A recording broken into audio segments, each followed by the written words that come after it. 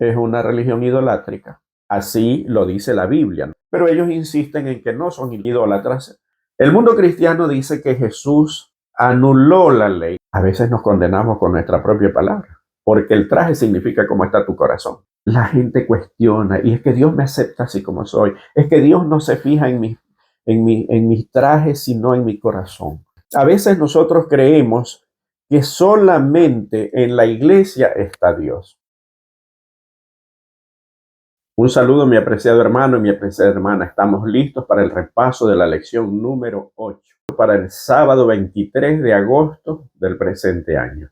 El título de la lección es El pacto en el Sinaí. Y el texto para memorizar lo encontramos en el libro de Éxodo, capítulo 19, y versículos del 4 al 6.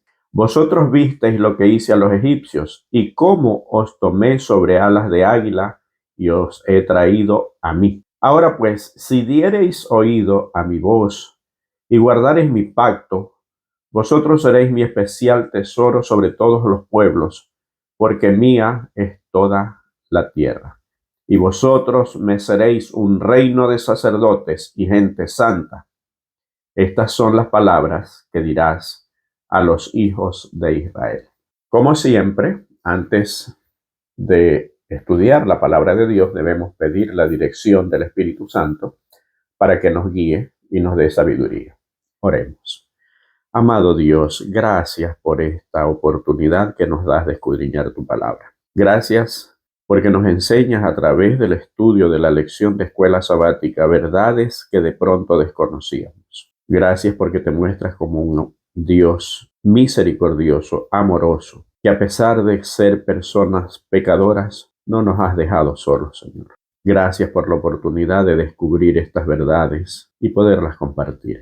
Te pido una bendición especial para cada hermano y hermana que está viendo el repaso de esta lección. Sé con ellos, con sus familias, con su iglesia, con su pueblo, con sus seres amados. Bendícelos y bendice también este ministerio y perdona nuestros pecados. Te lo imploramos humildemente en el nombre de Jesús. Amén. Como siempre, les recomendamos suscríbase al canal, dele me gusta a este video para que aparezca como sugerido a más personas que ingresan a la plataforma de YouTube. Dios ha sacado a su pueblo de Egipto y ¿hacia dónde lo ha llevado? El propósito de Dios era llevarlo hacia Canaán, pero antes de llegar a Canaán lo trae hacia sí. El texto para memorizar que leímos, miren cómo dice en la parte pertinente que quiero leer. En el versículo 4, la última parte, voy a leer todo el versículo, pero miren lo que dice. Vosotros visteis lo que hice a los egipcios y cómo os tomé sobre alas de águila y os he traído a mí.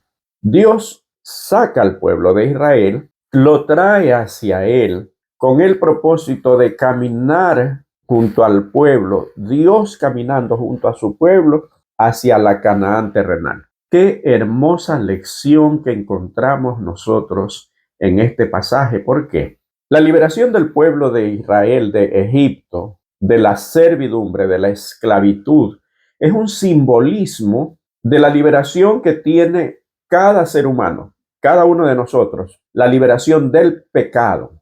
¿Para qué? Para que nosotros podamos ir a Jesús y caminar junto a Él. La vida cristiana no es solamente querer ir al cielo. Así como para el pueblo de Israel tenían un trayecto hacia Canaán, pero lo más importante del trayecto era caminar con Dios. En estos últimos tiempos, el privilegio del cristiano debería ser caminar con Jesús. Recordemos, y de aquí nace las palabras de Jesús que dice a través del apóstol San Juan: yo soy el camino, la verdad y la vida. Jesús es el camino.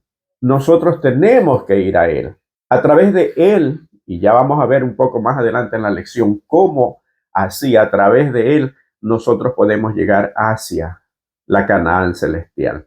A veces nosotros estamos preocupados por el destino, por el lugar, por el arribo, por el objetivo, olvidándonos que a veces lo más placentero es el trayecto, es donde deberíamos disfrutar. El trayecto hacia un objetivo. y vamos a la primera parte en el monte Sinaí. Voy a leer los textos. Como siempre, los pasajes que son cortos los voy a leer y aquellos que son un poco más largos solamente los comentaremos por asunto de tiempo. En Éxodo 19, desde el 1 hasta el 8, dice lo siguiente. En el mes tercero de la salida de los hijos de Israel de la tierra de Egipto, en el mismo día llegaron al desierto de Sinaí. Habían salido de Refidim y llegaron al desierto de Sinaí y acamparon en el desierto, y acampó allí Israel delante del monte. Y Moisés subió a Dios, y Jehová lo llamó desde el monte diciendo: así dirás a la casa de Jacob y anunciarás a los hijos de Israel: vosotros visteis lo que hice a los egipcios y cómo os tomé sobre alas de águila y os he traído a mí. Ahora pues, si diereis oídos a mi voz y guardareis mi pacto, vosotros seréis mi especial tesoro sobre todos los pueblos, porque mía es toda la tierra. Y vosotros me seréis un reino de sacerdotes y gente santa. Estas son las palabras que dirás a los hijos de Israel. Entonces vino Moisés y llamó a los ancianos del pueblo y expuso en presencia de ellos todas estas palabras que Jehová le había mandado. Y todo el pueblo respondió a una y dijeron: todo lo que Jehová ha dicho haremos. Y Moisés refirió a Jehová las palabras del pueblo. Entonces Jehová dijo a Moisés: he aquí, yo vengo a ti en una nube espesa, para que el pueblo oiga mientras yo hablo contigo, y también para que te crean para siempre. Yo creo que es pertinente aclarar algo que pareciera ser una contradicción que existe entre lo que dice la Biblia y lo que dice el estudio de la lección de la escuela sabática. Mientras que la Biblia dice: en el mes tercero de la salida de los hijos de Israel de la tierra de Egipto, en el mismo día llegaron al desierto de Sinaí. La Biblia dice que llegaron en el mes tercero en el mismo día. Pareciera que el trayecto, y si no tenemos cuidado, vamos a creer que se tardaron 3 meses desde que salieron de Egipto hasta que llegaron a Sinaí. Más, la lección de escuela sabática dice que fueron 2 meses, o sea, 60 días. Consideremos de que los meses en la Biblia son meses lunares, meses de 30 días. Allí no existían meses de 31 días, de 28, de 29, no. Todos los meses eran lunares, de 30 días, un año calendario era 360 días. Y así es como siempre se los contó. Pero ¿por qué dice la lección que fueron 2 meses y por qué dice la Biblia en el mes tercero? El pueblo judío tenía una forma de expresión en cuanto al tiempo. Si tomaban un mes, por decir, alguna actividad, vamos a suponer el día 29 del mes, y medían ese tiempo hasta el 29, no del siguiente mes, sino a los 2 meses. Ellos decían 3 meses. ¿Por qué? Porque contaban como mes completo, así sea por un día. Otro ejemplo, si la salida hubiera sido en el 29 del mes primero y llegaron al día primero del mes tercero, la Biblia iba a decir al tercer mes, pero en realidad era un mes y un poco más de días. Voy a ser explícito con la fecha. Recordemos que en lecciones anteriores habíamos visto que Dios, en vez o en lugar de sugerirles cómo debían salir, cómo debían organizarse para la salida de Egipto, las instrucciones que le da es acerca de la celebración de la Pascua. Dice que el día 10 debían separar un cordero, que lo deberían matar el día 14. El día 14 en la noche lo comerían, y ahí es cuando se pintó los dinteles de la puerta, recordemos. Con hierbas amargas debían comerlo. Indica cómo se lo debería comer. Toda esa explicación ya la vimos, así que no lo vamos a repetir. Pero en el día 15, que es el día que salieron, era el primer mes, el mes de Nisan, o Abib, como se lo conocía. Bueno, era el primer mes. Para no complicarnos con los meses judíos, vamos a tomar como ejemplo el primer mes que no coincidían las fechas. Pero, como ejemplo, el primer mes nuestro es enero. Ellos salieron el 15 de enero, el 15 de febrero y el 15 de marzo.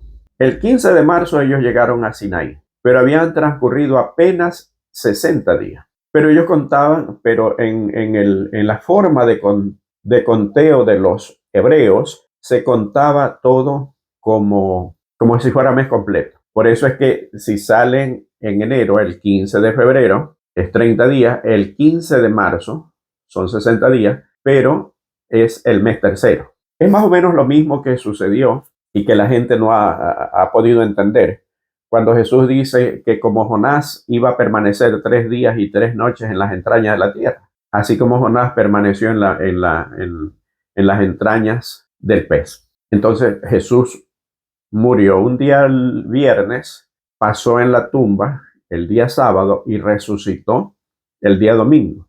Por eso es que dice, así sea una parte de cada uno de los días, lo cuentan como completo y lo cuentan como día y noche. Por eso es que Jesús dijo que pasaría 3 días y 3 noches. Entonces, he explicado esto para que podamos entender, y quizá debo hacer hincapié que el mes de enero, que es el primer mes nuestro, no es el primer mes del calendario judío, es aproximadamente entre marzo y abril. Solamente para aclaración, porque no faltará alguien que diga, no, está explicando mal, porque el primer mes de los hebreos no es enero. Hay varias versiones sobre qué monte es Sinaí. Se cree que está en lo que hoy es Egipto, o estaba en lo que hoy es Egipto. Pero lo importante aquí no es donde esté. Yo tengo mi concepto que mejor no le doy porque no quiero aparecer o como que me creo un erudito. Pero lo importante no es el monte. Lo importante es el acontecimiento. Llegan a Sinaí, le hace un pacto. ¿Cuál era el pacto? El pacto que Dios hace con el pueblo es condicionado a la obediencia, porque empieza así. Ahora pues, dice el versículo 5 del capítulo 19 de Éxodo. Ahora pues, si diereis oído a mi voz y guardareis mi pacto, vosotros seréis mi especial tesoro sobre todos los pueblos, porque mía es toda la tierra. Y vosotros me seréis un reino de sacerdotes y gente santa. Estas son las palabras que dirás a los hijos de Israel. El pacto tenía que ver con la obediencia, guardar mis estatutos, mis mandamientos. Si guardares este pacto, entonces habrá un resultado. Esto se contrapone con el concepto que hay de que si bien es cierto que la salvación es por gracia, ya no tengo que hacer nada más. Hay un concepto que se llama el universalismo, donde dice que todo el mundo se salvará. Se malinterpreta algunos pasajes de la Biblia, entre ellos aquel que dice San Pablo, porque ninguna condenación hay para los que están en Cristo Jesús. Pero aquí vemos un ejemplo de que todas las promesas de Dios son condicionadas a la obediencia. Siempre tienen un si hicieres esto. Otra opinión y otro concepto es que Dios los saca, como habíamos dicho al comienzo, los saca de Egipto, los trae hacia él. ¿Para qué? Para obrar una transformación, para convertirlos en otro tipo de personas. Recordemos que como esclavos ellos ya habían perdido los modales, habían perdido la espiritualidad, habían perdido todo. Perdónenme el concepto que voy a decir, pero es la realidad. Eran casi unos animalitos allí dominados por el amo. Volverlos a ser unos seres humanos que se conviertan en un ejemplo para el mundo, porque iban a ser depositarios de las verdades de Dios, de manera de que los pueblos vecinos, al ver ese pueblo tan bendecido, tan próspero, tan sabio, vendrían y dirían, pero ¿cuál es el secreto? El secreto es porque nosotros caminamos y tenemos a un Dios. Lastimosamente el pueblo fracasó. Pero ese era el propósito del llamado. Primero, Dios los libera del pecado, así como en los actuales momentos a nosotros nos libera del pecado. Y voy a la segunda parte, a la siguiente parte, que es la preparación.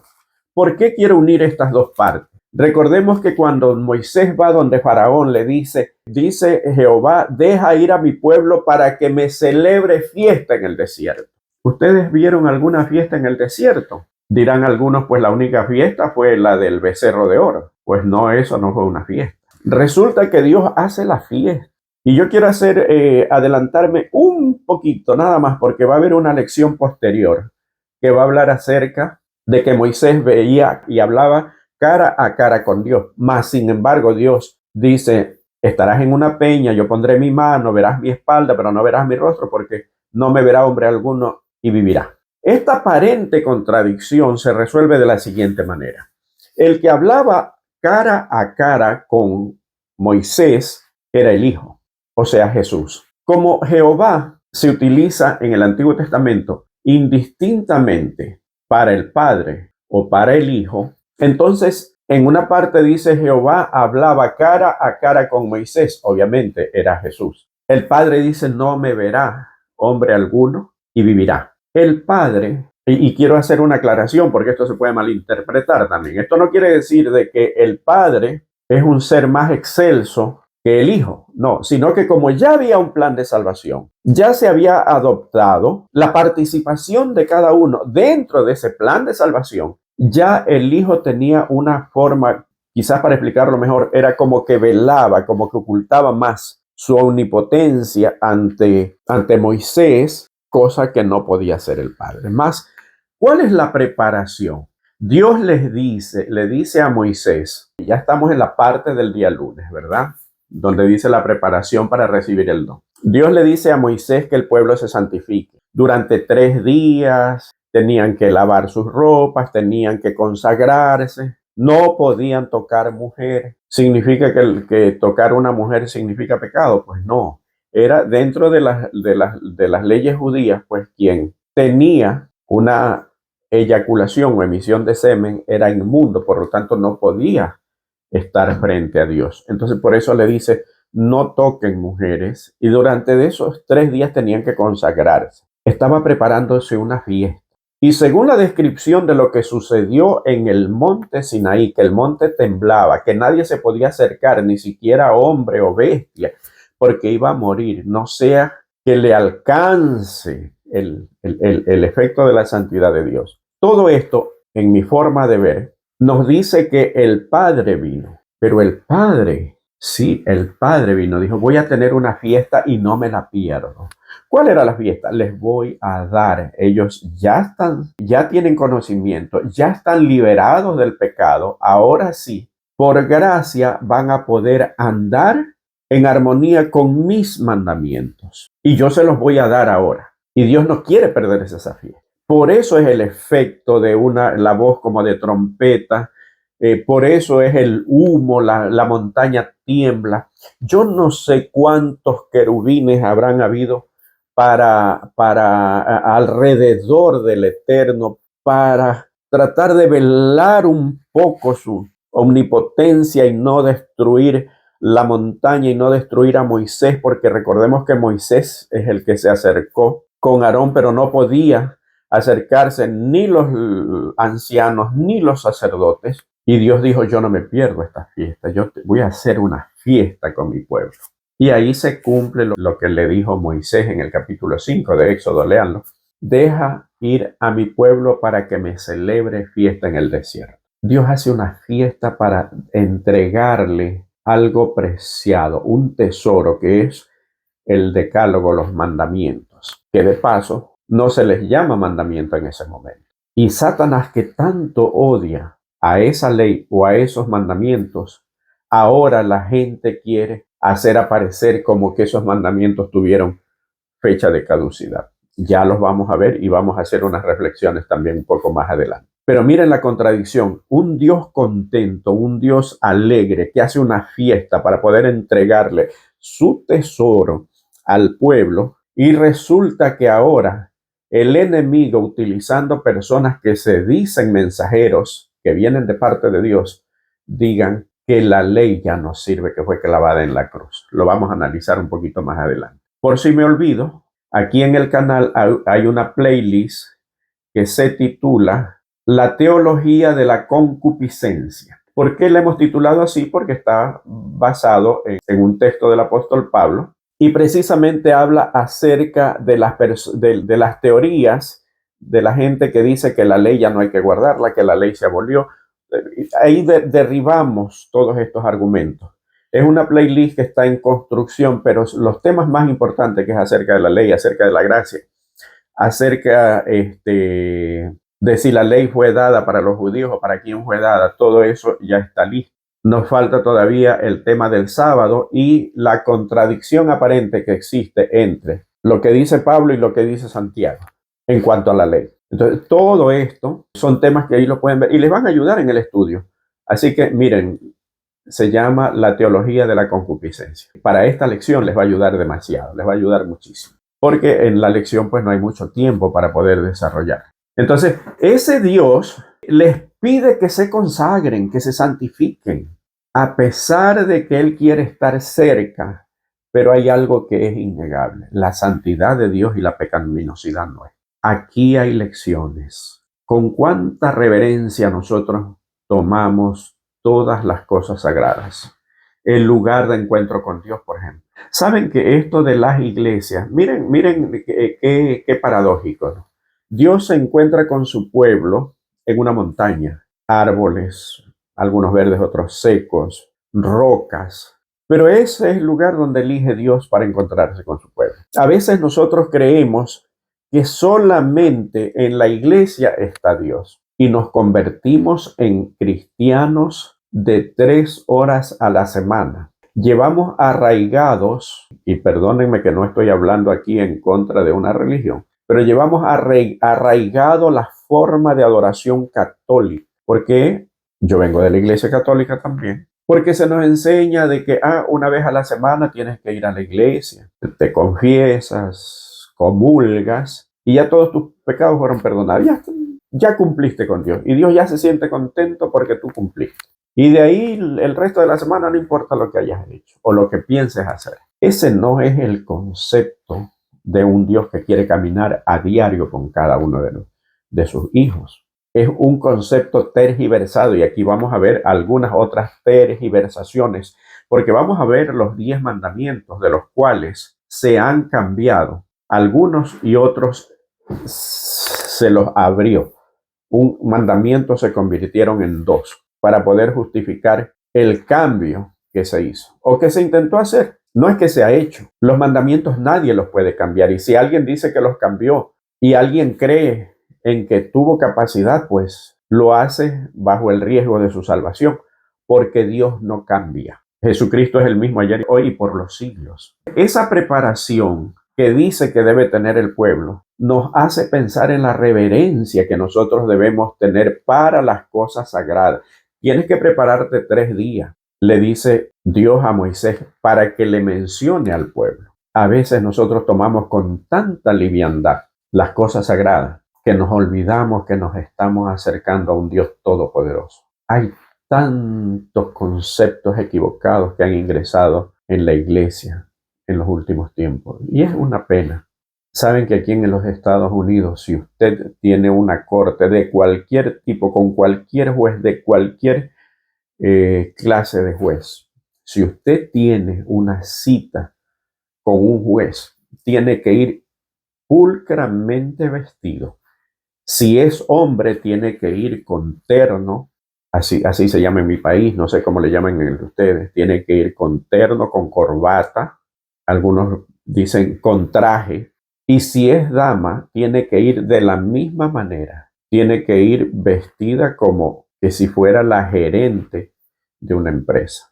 Si usa falda y una chaqueta, no puede ir con escote, no puede ir con la falda corta. Y esto es para ver a un ser mortal, que sí se merece respeto, pero para ir a ver al Dios omnipotente, la gente cuestiona, y es que Dios me acepta así como soy, es que Dios no se fija en mis trajes, sino en mi corazón. A veces nos condenamos con nuestra propia palabra, porque el traje significa cómo está tu corazón. De la abundancia del corazón habla la boca, y lo que tenemos en el corazón se exterioriza.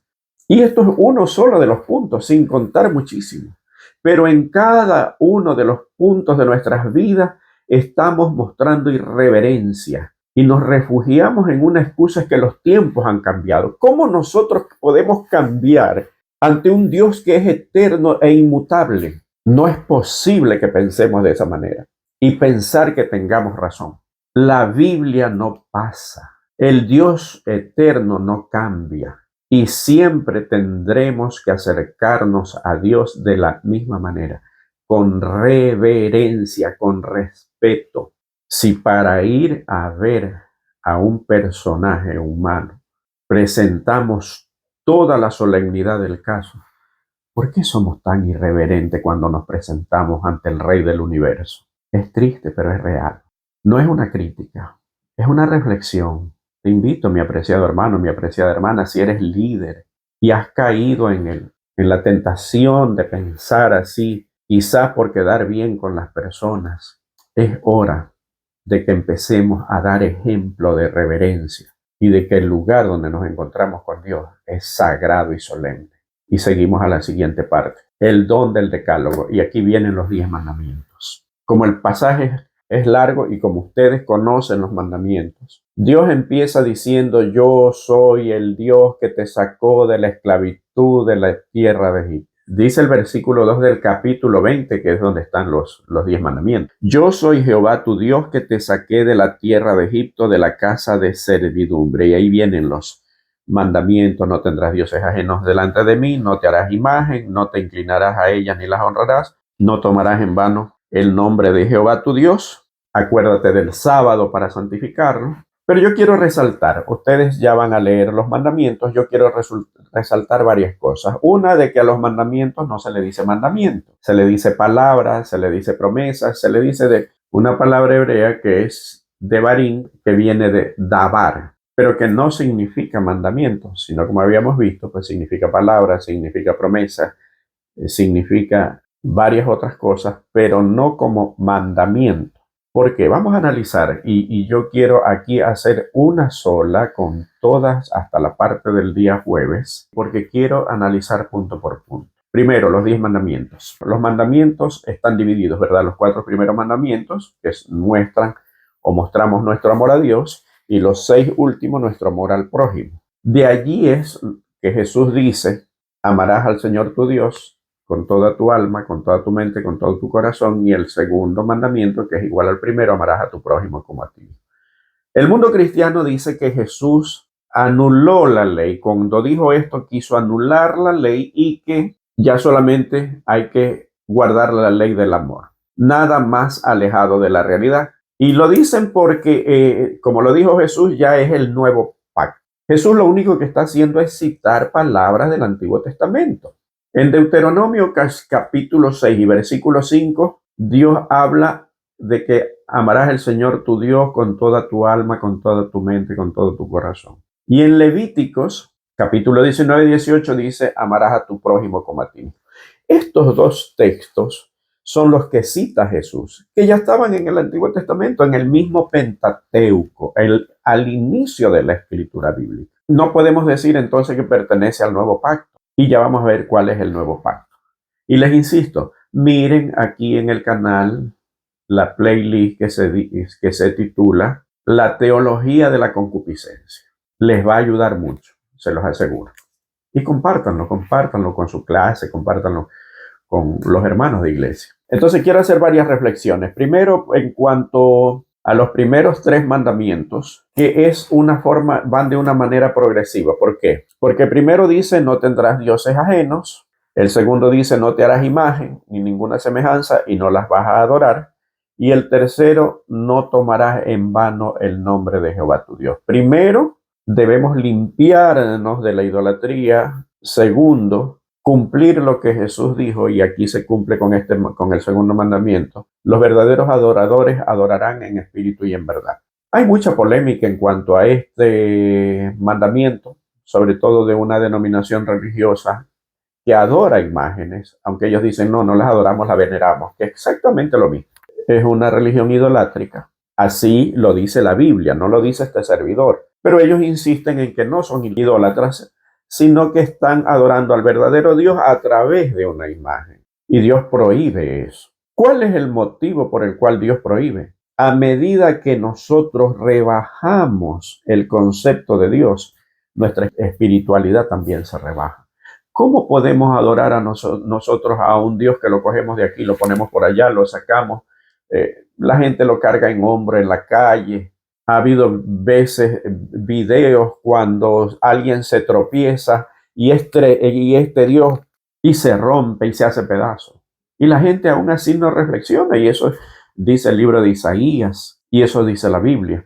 Pero bueno, ¿qué era lo que yo quería mencionar? Que los 3 primeros mandamientos tienen que ver con la exclusividad de Dios, con la adoración de Dios, con la grandeza de Dios, con la omnipotencia de Dios. El cuarto mandamiento es el puente entre Dios y el hombre, porque cuando dice, acuérdate del sábado para santificarlo, 6 días trabajarás. Primero empieza con un acuerdo. Eso quiere decir que el pueblo había olvidado guardar la ley. Obviamente, eran esclavos, tenían que hacer lo que le decían sus amos. Entonces ya no guardaban el sábado. Y se lo pone como recordatorio. Pero aquí yo quiero hacer hincapié. Hay 2 mandamientos que tienen que ver con 2 bendiciones que Dios le da al hombre antes del pecado. Uno es el matrimonio y otro es el sábado. El sábado no tiene nada que ver con el pecado. Dios lo incluye ahí en los 10 mandamientos, por lo cual esto descarta la idea y el concepto que dicen, es que como el pueblo de Israel estaba bajo la ley y ahora estamos bajo la gracia, ya los mandamientos pasaron. No, el hecho de que haya incluido ahí dentro de los mandamientos 2 instituciones que fueron creadas antes del pecado, que fue el matrimonio. ¿Por qué está incluido el matrimonio? Porque dice no cometerás adulterio. Está protegiendo la relación matrimonial. Y así como protege Dios la relación matrimonial con este mandamiento, protege la relación con Dios a través del día de descanso que nosotros debemos dedicarlo en adoración a Dios. Que nosotros deberíamos dedicarlo en adoración a Dios. Algo que quiero mencionar también respecto al 5º mandamiento: honrarás padre y madre. Parece que este mandamiento fuera contradictorio cuando Dios ordena, por tanto dejará el hombre a su padre y a su madre y se unirá a su mujer y los 2 serán una sola carne. Y pareciera que hay una contradicción. Alguien puede decir, sí, pero es que a lo mejor sus padres fueron buenos, pero el mío, mis padres fueron de esta manera, me dejaron abandonado, etcétera, etcétera. ¿Sabe que el mandamiento, honra a tu padre y a tu madre, no dice, honrarás a tu padre y a tu madre si es que se lo merece o si es que fue bueno? No, simplemente dice, honra a tu padre y a tu madre y se acabó. Y es obligación de nosotros como hijos honrar a nuestros padres. ¿Qué significa honrar? Va mucho más allá de una preocupación. Se requiere de una conducta. Darle honra quiere decir hacerlos quedar bien. Yo como hijo, tener una conducta apropiada. Que donde quiera que yo vaya digan, ve, ese es el hijo de Eddie Morán. En este caso sería alguno de mis hijos, donde quiera que van diga, ese es el hijo de Eddie. Eso es honrar padre y madre. Es tratar de ser, con la ayuda de Dios, mejores personas. Y siempre resaltar la relación y estar atento a todo lo que pueda suceder a nuestros padres. Y los demás mandamientos: no levantarás contra tu prójimo falso testimonio. Nos hemos acostumbrado tanto a la mentira y decimos y ponemos como excusas mentiras blancas. Hay países donde se saca hasta memes. Si eres de tal país, entonces significa que si dices llego en 5 minutos, significa que recién te vas a bañar. Cosas como estas, ¿no? Alguien llama a la puerta, si es esta persona, dile que no estoy. Existe la cultura de la mentira. Pero no quiero analizar los 10 mandamientos. Para eso lean en el libro Patriarcas y Profetas el capítulo que se titula La ley dada a Israel. Y ahí van a encontrar desmenuzados los 10 mandamientos. Mas yo quiero ir hacia la parte de que el mundo cristiano ahorita dice que la ley fue clavada en la cruz. Y se toma fuera de contexto algunos pasajes, especialmente del apóstol Pablo. Es verdad que el apóstol Pablo dice, por gracia sois salvos por medio de la fe, y esto no de vosotros, pues es don de Dios, no por obra, para que nadie se gloríe. ¿Cuál es el propósito de la ley? ¿Por qué quise hacer un solo tema de las últimas partes de la lección? Hagamos de cuenta que usted de la noche a la mañana, si no tiene dinero, pues hereda una fortuna cuantiosa que le da para recorrer el mundo, y usted va a recorrer el mundo. Y usted dice, ¿por dónde empiezo? Y empieza a buscar, aquí hay un país excelente. Es un buen país para empezar porque es barato, etc. Pero hay un pequeño problema. En ese país no hay ley, no hay constitución, no hay leyes de tránsito, no hay leyes penales, no hay nada. ¿Usted iría de vacaciones o a pasear a un país así? Es absurdo. Imagínense un país donde haya una cantidad de transporte y no haya leyes de tránsito, no haya semáforos en las calles, no haya un disco pare, no haya una señal de preferencial, no haya una señal de paso peatonal, no haya ninguna ningún tipo de señal. ¿Usted sabe cuántos accidentes y cuántas muertes habrían? Si en un país de gente pecadora se necesita obligatoriamente de la ley, y este es el argumento que utilizó Satanás en contra de la ley de Dios. Lean Patriarcas y Profetas, Historia de la Redención. Ellen White describe cuál fue la mentira de Satanás, cómo convenció a la tercera parte de los ángeles. Le dijo, es que aquí nosotros no necesitamos ley porque somos santos y estamos cerca de la presencia de Dios. Es imposible que pequemos. Inventó el pecado. ¿Cómo es posible que el Dios omnipotente, que tiene leyes físicas, que tiene leyes para todo, que la naturaleza le obedece, que el mar embravecido le obedece, no tenga una ley? Usted se da cuenta que cuando alguien le dice que ya no hay ley, que ya no hay que observar la ley, le está diciendo Dios es un Dios pequeñito, le está diciendo una idea tan descabellada como que Dios es un Dios caótico, que su creación es una creación caótica, porque así sería un país donde no existan leyes, donde todo el mundo pueda matar, donde todo el mundo pueda robar, donde todo el mundo pueda violar y no haya condena. Eso es lo que nos trata de decir alguien que dice ser maestro y que dice que la ley ya fue clavada en la cruz. Un Dios todopoderoso jamás puede dejar desprotegido a su pueblo. ¿Se acuerdan de Job? ¿Cuál es el argumento de Satanás? Es que lo ha cercado, por eso yo no me puedo acercar.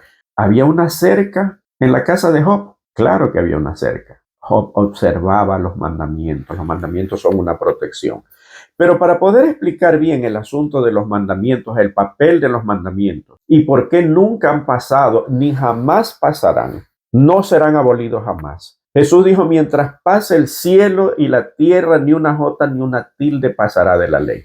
Obviamente, se prevé que se está hablando de la ley ceremonial que él tenía que cumplir y que lo simbolizaban a él. Pero Pablo dice que la ley es santa y el mandamiento es santo, justo y bueno. ¿Cómo entonces nosotros podemos hacer que entre una ley que el mundo cristiano dice que ya fue abolida y que el mismo Pablo dice que es santa, es santo, justo y bueno, que David dice que se complace en guardar los mandamientos de Dios, que Salomón habla mucho acerca de los mandamientos? ¿Cómo es posible que hayan sido abolidos? ¿Qué clase de Dios es el que se predica desde el mundo cristiano, desde aquel que dice que la ley fue clavada en la cruz? El propósito de la ley jamás ha sido salvar. El propósito de la ley es proteger. Así como Dios, después de haberlo sacado de la esclavitud, les da la ley, así mismo nosotros cuando pecamos, y voy a poner aquí un ejemplo, en el momento que Adán y Eva pecan, se rompe la comunicación con Dios. Ya no hay una comunicación con Dios. Hay enemistad del hombre contra Dios. ¿Por qué? Porque pecó el hombre. Porque pecamos y nosotros participamos de ese pecado. ¿Y qué dice la Biblia que es pecado? Primera de Juan 3:4. Todo aquel que comete pecado infringe también la ley porque el pecado es infracción de la ley. O sea, esa ley santa es pisoteada. Nosotros somos reos de muerte. ¿Por qué? Porque ofendimos un Dios santo a través de transgredir su ley. Aparece Cristo que se convierte en el puente y somos reconciliados, dice el apóstol Pablo. ¿A través de qué? De la sangre de Cristo.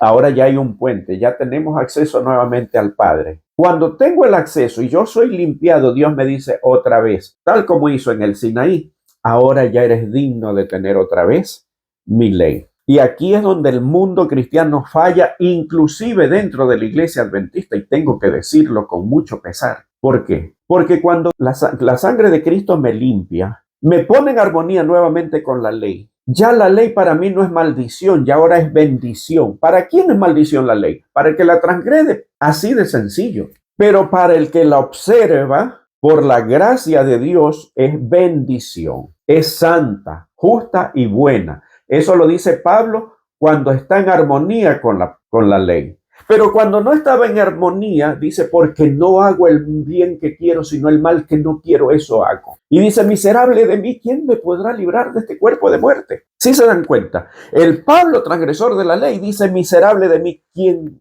me podrá librar de este cuerpo de muerte? Pero él mismo se responde, gracias sean dados a Jesucristo. ¿Por qué? Porque Jesucristo me tiende un puente que estaba roto con Dios en mi comunicación con Dios. Y ahora yo estoy en armonía otra vez con su ley. ¿Por qué Satanás odia tanto la ley de Dios? Lean los dos primeros capítulos de Job, donde Satanás se queja de que Dios ha cercado a Job. No es que Dios le puso una cerca, no, es que Job era observador de los mandamientos y se convertía en la cerca. Y Satanás no lo podía tocar. Solamente con el permiso de Dios lo pudo tocar. Si nos damos cuenta. Entonces, la ley es la regla, es la constitución que Dios puso para todas sus criaturas, no solamente en la tierra, sino también en todos los mundos creados. Qué bueno hubiera sido que Dios hubiera podido abolir la ley. Porque si hubiera podido abolir la ley, Cristo no hubiera muerto, no hubiera tenido necesidad de morir. ¿Por qué? Porque donde no hay ley, no hay transgresión. Dejábamos de ser transgresores. Eso dice la Sagrada Escritura. Perdónenme que no me ajuste al folleto, pero es que el folleto muchas veces, y esto yo lo aprendí de hace muchos años, nosotros debemos adaptar la lección de escuela sabática de acuerdo a la necesidad de nuestra comunidad de creyentes. Porque nosotros somos los que los conocemos más de cerca. Estos hombres sabios que hicieron el folleto de la escuela sabática, es verdad que tienen el conocimiento, pero tienen un conocimiento global. Ellos hablan de la globalidad, pero de la localidad somos nosotros los que tenemos que hablar.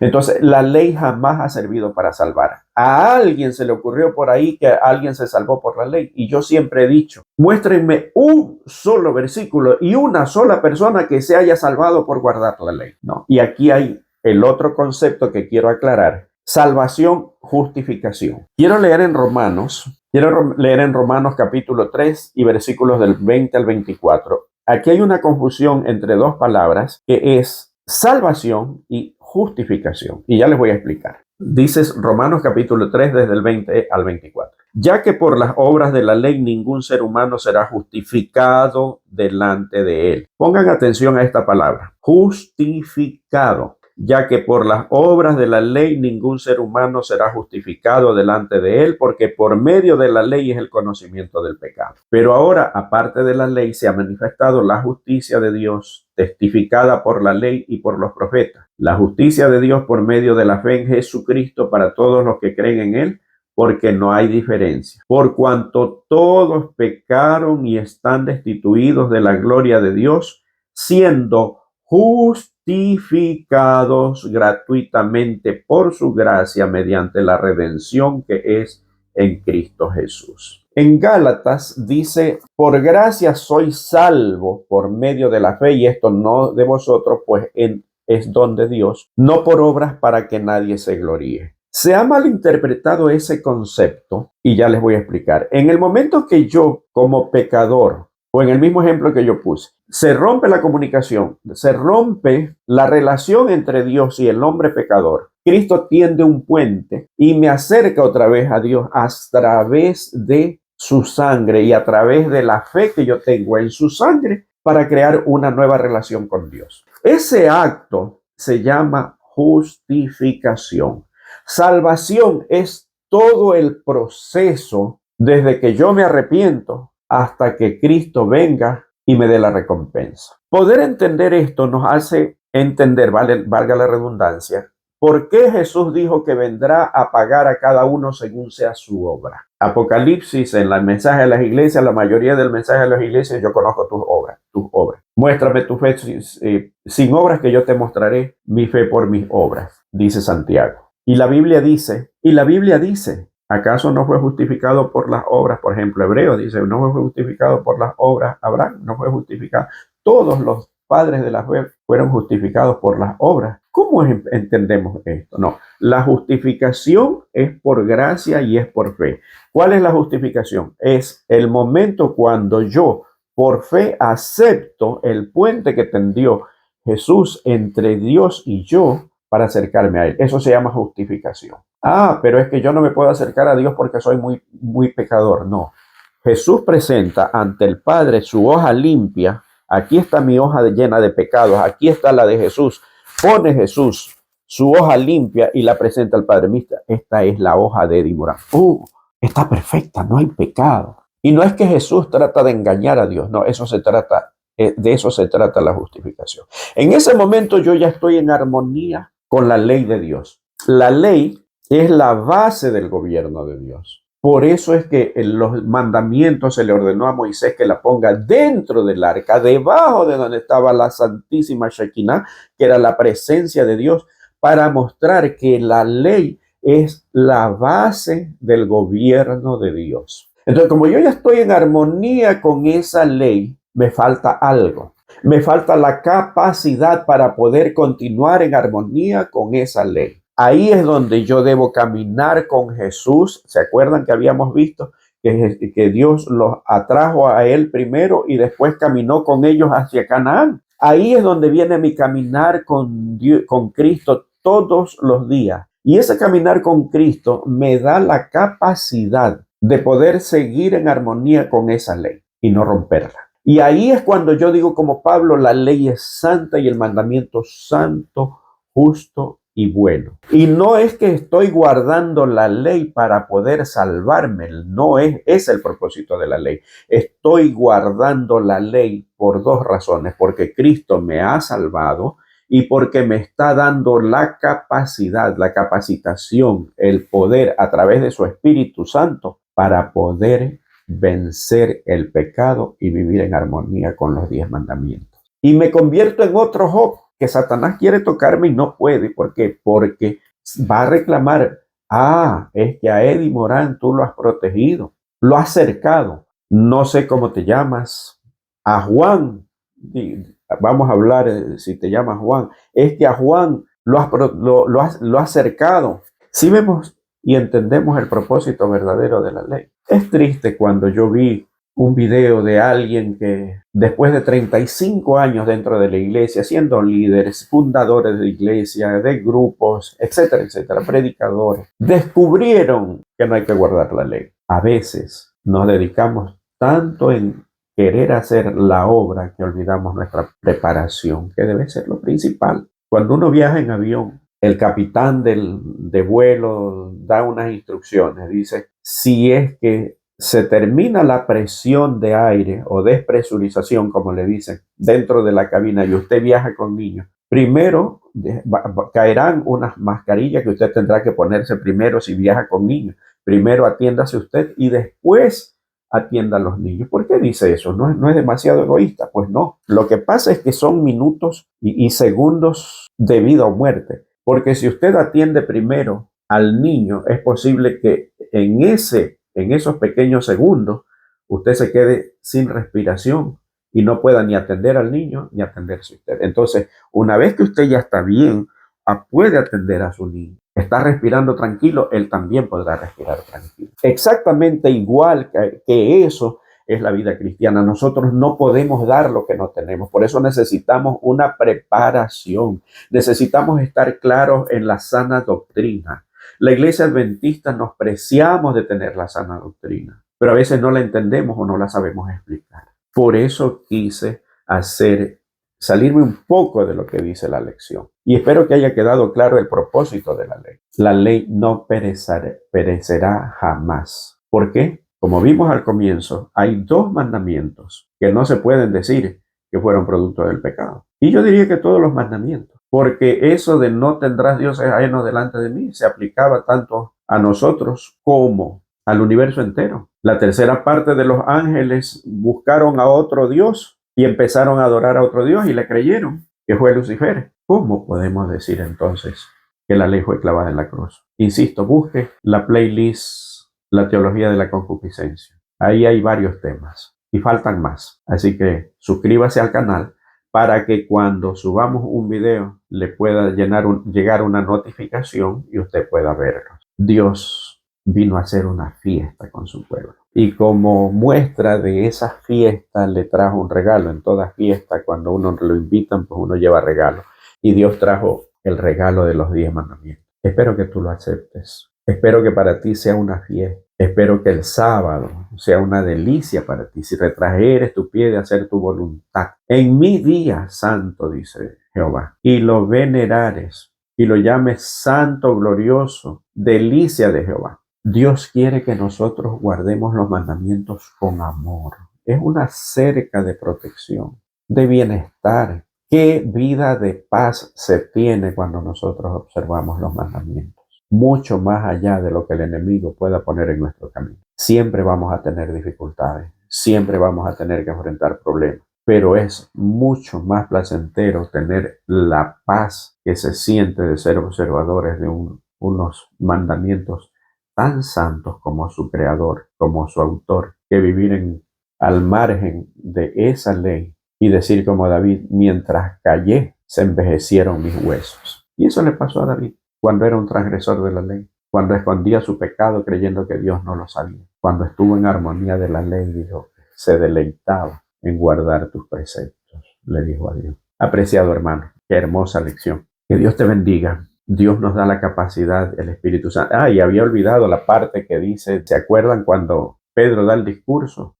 Escribiré mis mandamientos en vuestros corazones. ¿A través de qué? A través de la venida del Espíritu Santo. El Espíritu Santo no iba a hacer que desaparezca la ley, iba a hacer que en lugar de estar escritas en tabla de piedra, en lugar de estar escritos en un libro, iban a estar escritos en nuestros corazones. Muy de lo contrario de lo que dice el mundo cristiano. Se nos ha ido el tiempo. Es mi deseo y oración que esta lección te haya servido. Compártela. Si no te has suscrito, suscríbete al canal. Y te recomiendo una vez más en el estudio la playlist que dice la teología de la concupiscencia y otro más que fue grabado hace mucho tiempo atrás, que es una playlist que se llama Santo y Temible y está sacado de las experiencias del pueblo de Israel en su peregrinar por el desierto. Que Dios te bendiga.